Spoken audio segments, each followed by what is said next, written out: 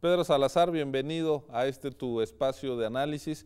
Una decisión presidencial que trata de resolver, de evitar un atropello de garantías individuales que se fueron construyendo y cometiendo en el aparato de procuración y de impartición de justicia, que está hoy en los medios de comunicación de nuestro país e internacional. Es un asunto complicado. Me gustaría conocer tu análisis del caso. Mira, es un caso, yo creo que de claroscuro, Ciro, porque si lo vemos desde la perspectiva de la sentencia y de la pena a la que había sido condenado el señor Patistán, 60 años de prisión, y a la luz de su expediente y del proceso judicial del que fue sujeto, digamos, pues llegamos a la conclusión de que el indulto presidencial fue un acto de justicia. Es decir, todo indica que esta persona había sido detenida de manera arbitraria y que a lo largo del proceso de enjuiciamiento en las distintas etapas del mismo se habían violentado sus derechos fundamentales básicos al debido proceso, a tener acceso a una justicia imparcial, a poder desahogar pruebas en descargo de su inocencia, etcétera. Entonces, desde la perspectiva del resultado, el hecho de que él se encuentre hoy con su familia, en su casa, en su estado, es una buena noticia. Es decir, sin duda, se corrigió una injusticia y se hizo, digamos, pues con 13 años de retraso, pero pues todavía, digamos, en un momento oportuno, ¿no? Ahora bien, Ciro, hay otra dimensión del asunto que a mí no me gusta y que me preocupa. Adelante. Porque desde el punto de vista, digamos, de procesal, acá lo que hubo fue una violación jurídica detrás de otra, en la que falló todo el aparato de procuración y administración de justicia del país. Es decir, este señor fue víctima de una injusticia que no fue corregida en ninguno de los eslabones de la administración de justicia mexicana. Y se supone que está construida el aparato de justicia para poder ir apelando decisiones o procesos arbitrarios. Sin duda, es decir, la lógica del aparato de justicia es que todos los eslabones están construidos para protegernos a nosotros frente a eventuales excesos por parte de la autoridad en un tema tan delicado como el que tiene que ver con nuestra libertad personal y su eventual privación. Es decir,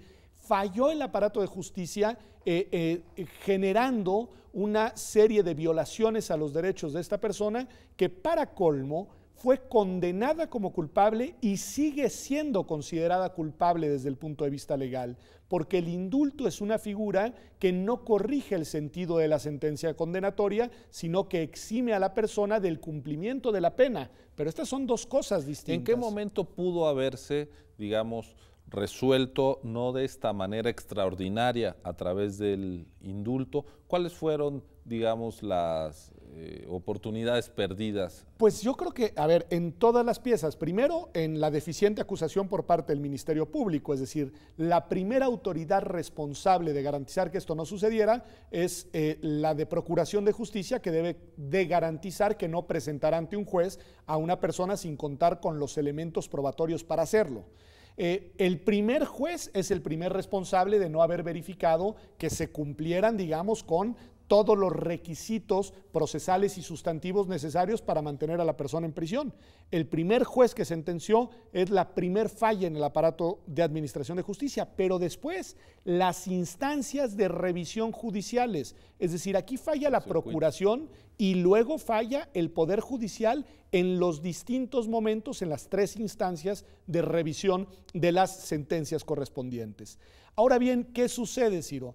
Se reforma el Código Penal Federal, se incorpora esta figura del indulto, se establece que en casos como este, en los cuales se verifiquen violaciones graves a los derechos humanos de un inculpado acusado de delitos federales o del fuero común, el Pleno de las Cámaras del Congreso de la Unión o el Presidente de la República, por decisión propia, pueden iniciar una revisión del caso y teniendo la garantía de que la persona que va a ser indultada no es una persona de alta peligrosidad, algo así dice el artículo reformado, el presidente de la República puede decidir indultar. Es decir, ahora hay un grado de discrecionalidad política importante. Absoluto. ¿A qué caso se acerca el presidente o las cámaras y quién determina si hubo violación procesal? Y además, Ciro, algo muy relevante, se trata de una figura de naturaleza estrictamente política, no judicial. Es decir, acá las autoridades involucradas son los representantes del Congreso de la Unión y el titular del Ejecutivo Federal, es decir, instancias que sin duda tienen legitimidad y tienen una serie de tareas muy relevantes para el funcionamiento del Estado mexicano, pero no son jueces. Y entonces, desde esta perspectiva, por eso decía que es un caso de claroscuros, en realidad queda un mal sabor de boca, porque lo que se incorpora es una figura de naturaleza política, como bien señalas, que abre un amplísimo marco de discrecionalidad que nos recuerda cuáles son las fuertes fallas del aparato de administración de justicia y que traslada a la sede política la corrección de eventuales casos abusivos de derechos en los que ni siquiera se revisa la sentencia de fondo, sino únicamente se exime del cumplimiento de la pena a una persona que pudo haber sido, como en este caso todo indica que lo fue, injustamente acusada, injustamente maltratada a lo largo del procedimiento y que además no recibió en ningún momento una protección por parte de la justicia. A mí me gusta comparar el caso con el de Florence Cassés, que tanto revuelo generó en los medios de comunicación mexicanos, y en el cual, Ciro, lo que hubo fue algo muy parecido a lo que ahora, desde el punto de vista, digamos, de los méritos sustantivos, a lo que ahora sucede, pero ahí sí se corrigió dentro del aparato judicial a tiempo, en la última instancia, en la Suprema Corte, los atropellos procesales que habían tenido lugar a lo largo del caso. Y lo interesante es que, más allá de lo que digan algunas voces que no querían leer la sentencia de la Corte con todos sus efectos, es que en estricto sentido a la señora Florence Cassés sí se le declaró no culpable de los hechos que se le imputaban. Es decir, ella vuelve a su país porque había sido juzgada en un procedimiento viciado cuyos vicios tenían como consecuencia la nulidad total de la acusación.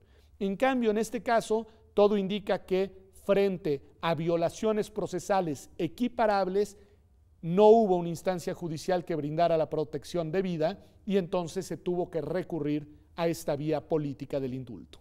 Que abre una vez más margen de discrecionalidad al presidente en un país que venía, digamos, fortaleciendo los otros poderes. Y que además algo nos dice de que no se están haciendo las correcciones en donde tienen que hacerse. Es decir, tenemos un déficit institucional muy severo en materia de procuración y administración de justicia, en particular en este delicadísimo ámbito que es el penal, que es en el que está en juego el ejercicio de la coacción estatal. Y bueno, esta es una disposición legal, una figura que se viene a colocar fuera y al final del tramo de la justicia cuando todo lo demás falló. A mí me parece, Ciro, que nos está haciendo falta una cirugía institucional mayor dentro de la procuración y la administración de justicia para no tener que recurrir a figuras como el indulto. Pues con eso me quedo, Pedro. Muchísimas gracias por tu análisis y te esperamos aquí en una más de tus contribuciones a Observatorio en TV UNAM. Quédese Gracias, con nosotros, ya está en nuestro estudio Aleida Calleja, también Raúl Trejo, para hablar de la iniciativa de la MEDI en materia de telecomunicaciones y radiodifusión para normar la reforma constitucional. Volvemos en unos momentos.